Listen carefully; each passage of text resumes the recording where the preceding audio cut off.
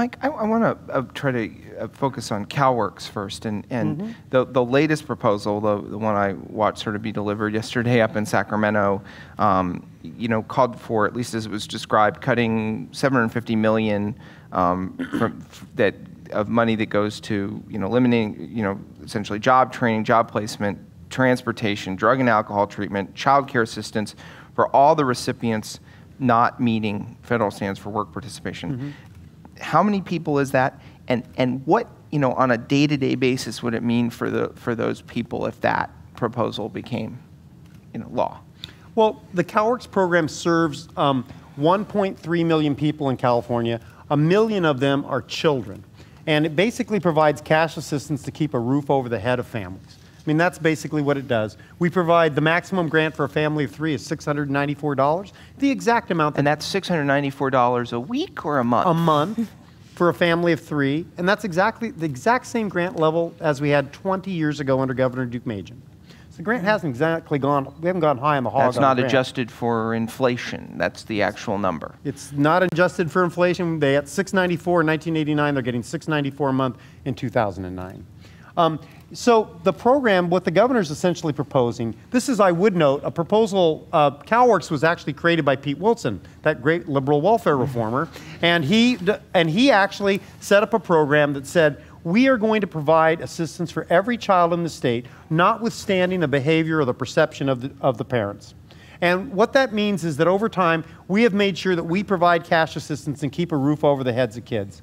And Governor Wilson did this not because he's such, he thinks this is, he's got such a great heart. Well, he might very well, but the real reason is it costs a heck of a lot more if they end up in child welfare, foster care, or other jail systems. So the governor now, though, essentially is proposing to undo Pete Wilson's welfare reform, and he wants to say, any family that's been on assistance more than 24 months, if that family is not meeting the work rates, we're going to cut off all cash assistance for the entire family. Under current policy, we punish the parents right now. We take away their portion of the cash assistance, and we take away their services like child care and transportation, but we make sure we keep a roof over the children's head. That's what the governor's proposing to take away. He wants to take away the roof over the million kids, and any parent who's not meeting the work participation rate would suffer the loss of income. And the governor's own Department of Social Services estimates 78% of the people under the governor's plan would fail to meet the work rates. So where would those people go? Well, I think those people end up having to double up with other people. They end up in the homeless shelters. They end up on the streets. Many families would suffer. And we would also see a lot of children getting separated from their parents and being put into foster care, child welfare systems, child protective services. Very cost-intensive, far higher cost programs than CalWorks. Thank you. I want to bring in Marta Russell, who's an author and independent journalist who's focuses on the socioeconomic aspects of disablement, and she's the author of the award-winning Beyond Ramps, Disability at the End of the Social Contract. She's done a lot of different things, too many to go into. She's an essayist, a commentator, documentary producer, and among her many community pursuits, she's a member of the board of directors of the ACLU of Southern California, member of the board of directors of the Neighborhood Legal Services in Los Angeles. And I want to get the other piece of the news that Mike was talking about, IHSS. What kind of, what do you see, how is that likely to resolve itself, and what would be the kind of the human impact of the kind of cuts that are being proposed, 80% not being eligible? Well, there's approximately 500,000 people on the program now, and the governor's proposal is to shave off approximately 90%, which would be about 380,000 recipients.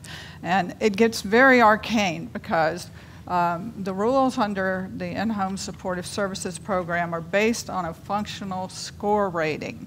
And so some of what's been going on in the legislature is they've been playing with this functional score rating. Are we going to drop people below 2 or on a scale of 6? Are we going to drop people below 4, which is what the governor proposes? I believe the legislature proposes 2. So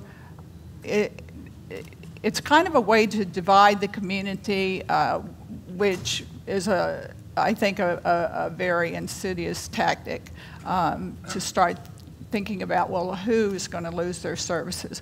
Because the functional score rating was never intended to be a method by which eligibility for services was determined or cut. It relates to specific limitations and tasks and how providers need to help persons in order to get through their day. It also keeps people out of institutions, which is far more costly, 4 times more costly, to put one individual into an institution like a nursing home than to provide the in-home support services, which I think tops off somewhere in the neighborhood of $13,000 a year.